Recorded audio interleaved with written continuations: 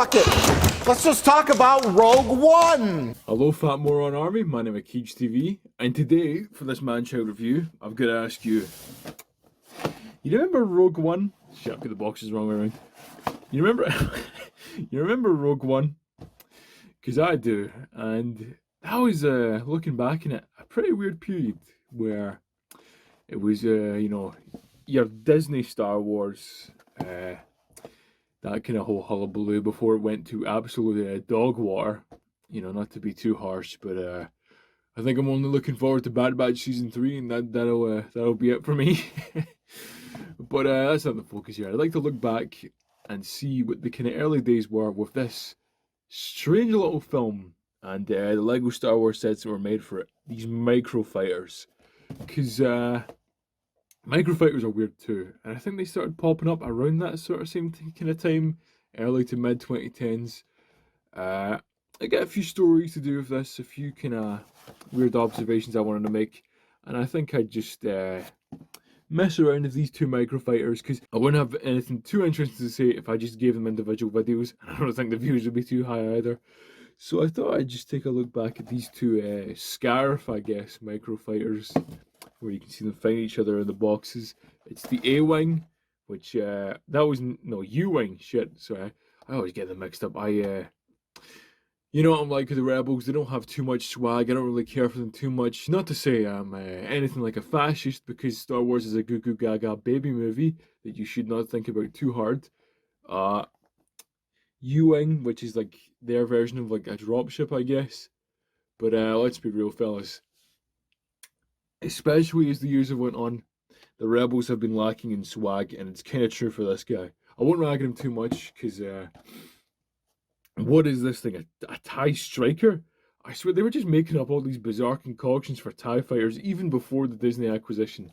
And this is just another weird example of them, because I know there's like a big full set of this thing, but this is the wee tiny version that looks kind of funny.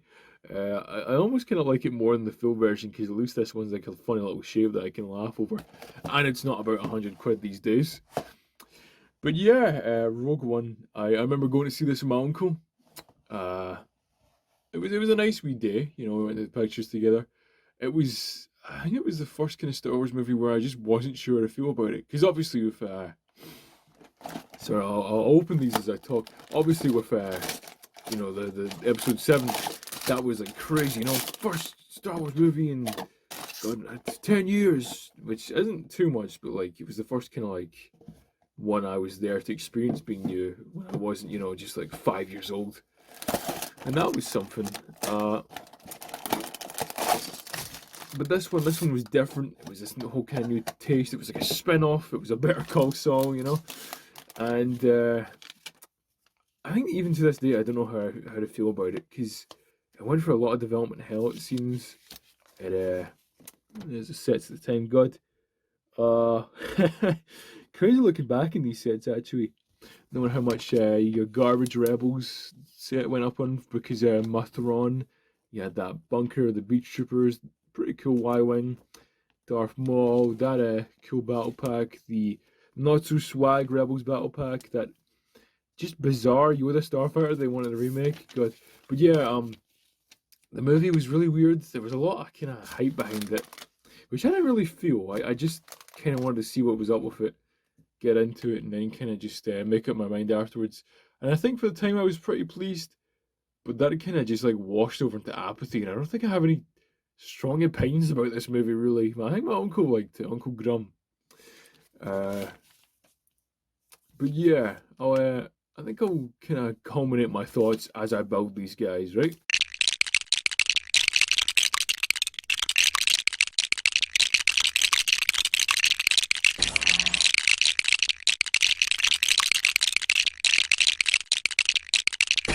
Whoa, alright.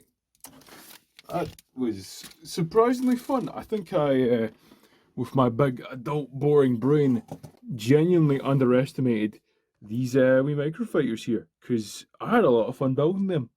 I know people kind of blather on about, you know, the build experience, but this was pretty fun. This was alright. Surprisingly enough, I was genuinely a fan of this U-Wing here. This one is a great wee kind of thing. Especially considering, I was nowhere near close to affording a lot of the bigger sets these were based off of. These were genuinely just fun, wee nice things to build. Yeah, I don't really have anything intelligent to say just because I've been caught off guard by it. Like, these are fun wee things for what they are. Back in 2017, they were about a tenner. And weirdly enough, I don't know if this comment is really relevant, but when I opened up the TIE Striker, whatever this thing's called, it had that like factory smell. It had that Lego factory 2017 smell like brewing in there for God knows how many years, which is something, again to remind me that it has been a while since that Rogue One film came out. Yeah, minifigures, they aren't anything too special, but they are pretty cool. I may have slagged this guy off at the start, the U-wing pilot, but he's all right. I like his little helmet with the details. Even get two wee faces there, which you wouldn't expect to see in a wee cheap tiny set you'd buy. He's got that pistol that they gave absolutely everyone, and still to this day, just this kind of weird Han Solo pistol that kind of makes me miss the old Clone Wars ones. But I guess it makes sense for like a guy who's trying to emulate the original trilogy to have the Han Solo gun.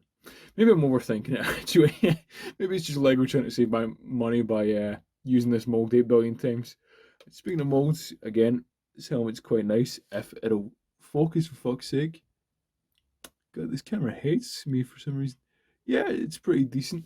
I know that I said the Rebels don't have much swag. This he's all right. He isn't entirely swagsome, but you'll get a pass. And maybe that's a bit of an internal bias here, because I do remember when the film was coming out, my uncle, again, the guy I saw it with, Uncle Grum, his pal was in the film. I think they needed extras for like X-Wing pilots. And I don't know if he actually made it in the film or no, but I remember he was saying that he would steal one of the X-Wing pilots in the set, and I'd never heard from that again. I don't know if he actually got it. I should probably ask in the future, actually. This U-Wing, despite the bullshit stud shooters that just go, it is pretty cool. It has this nice little feature where it does that. I don't know what that means.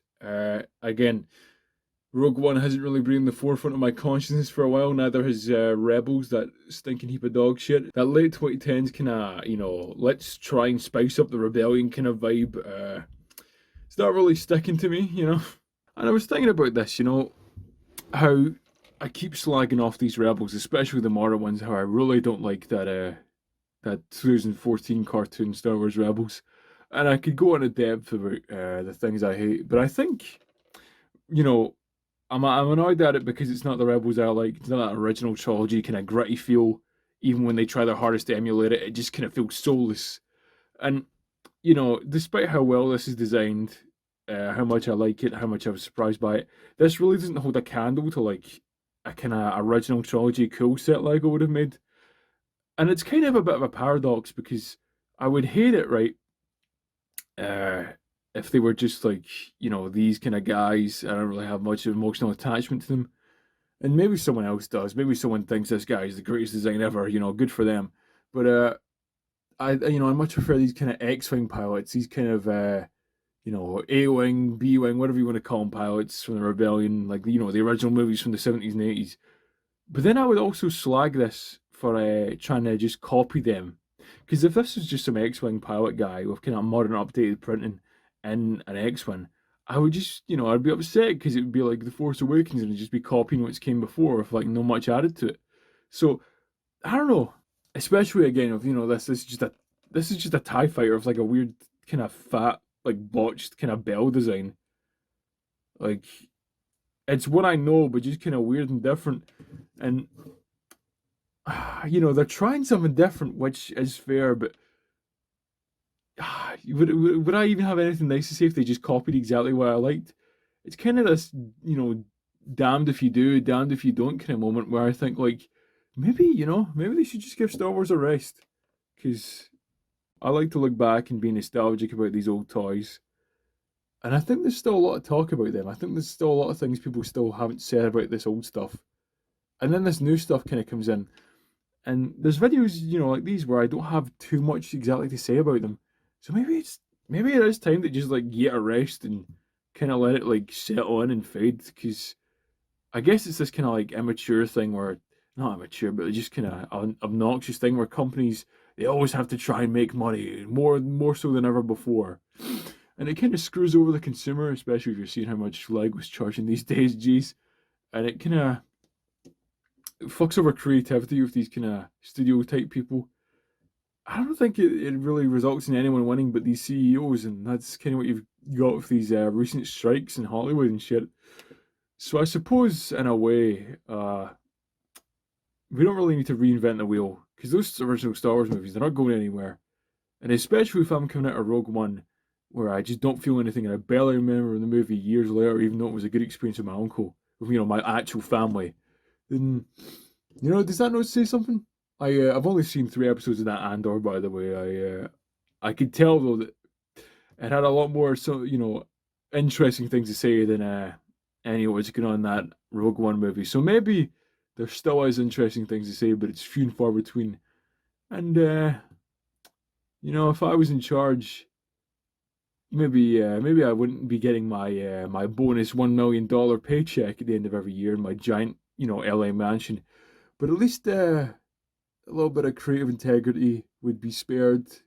You'd have a lot more kind of time to think and reflect on these projects, and maybe they'd be coming out a lot more interesting than the kind of slop we have these days.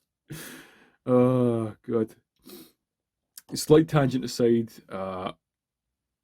these are cool, I guess. For someone who couldn't afford the big sets back then because I was in high school. It's nice to have these little budget versions to experience, but I will just break these down for parts the moment this video is over. I have no interest in keeping these things around. I'll keep the minifigures, I guess. It's a cool little TIE pilot that could show up in Basehead 1. But yeah, I think I was trying to be positive at the start there. Surprised by these builds. They're cool for like 5 minutes, but I don't know. I've come off as a lot more pessimistic. I hope what I said there meant something. I hope people kind of resonate and agree with that, because that was in my mind when I was building those sets, and it started to kind of formulate. And I think I had a point there, which is shockingly rare on this fucking show. But I hope you get what I mean. Maybe it's time to give Star Wars a rest. Apart from Basehead 1, though, you should all watch that, give it millions of views, because Basehead 1's great. But aside from that, especially with all these kind of sometimes exaggerated complaints of remakes and reboots all the time in Hollywood and all this kind of like media franchising, maybe it's time to just like let the stuff have its time, let it rest, and then maybe do something fucking new for once. Right, very kind of doomer, pessimistic rant over. Hope you enjoyed this video. If I said anything at least remotely worth your time. I don't know how to end this one. Bye bye. My name is Keej TV, etc., etc. See you.